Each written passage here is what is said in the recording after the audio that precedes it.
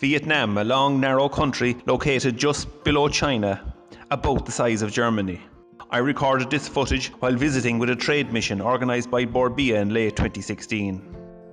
Vietnam is now ranked 14th in the list of the most populated countries worldwide, with between 90 and 100 million people living in the country. The population of Vietnam is set to rise to 100 million people by 2024. This is equivalent to around 1/5 of the current EU 28 population.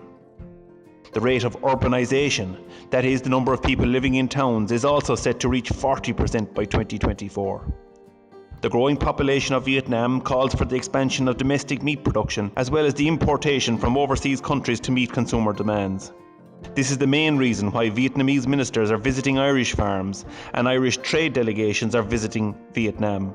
A growing population that we see whizzing around the streets of Hanoi in Vietnam need food and a higher quality of protein than they've been getting in the past.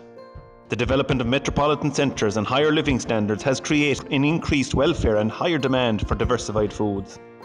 Vietnam is an economic success story with GDP growth averaging 5.5% since 1990.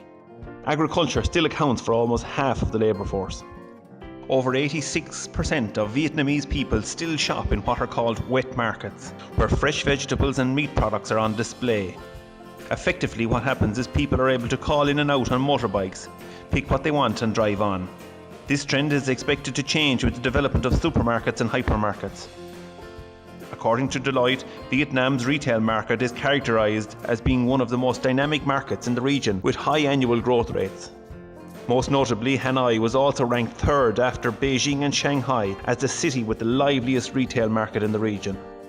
Over the last few years, Vietnam's retail sector has also witnessed healthy growth rates, with retail sales growing by 60% from 2009 to 2013 and forecasted to reach $109 billion in 2017.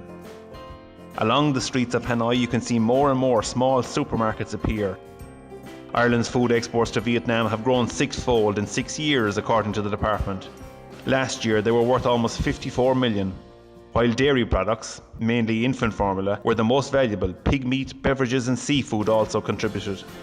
Vinamilk is the major domestic player across several of the product groups and is reportedly the company in Vietnam likely to pioneer innovations in the dairy sector.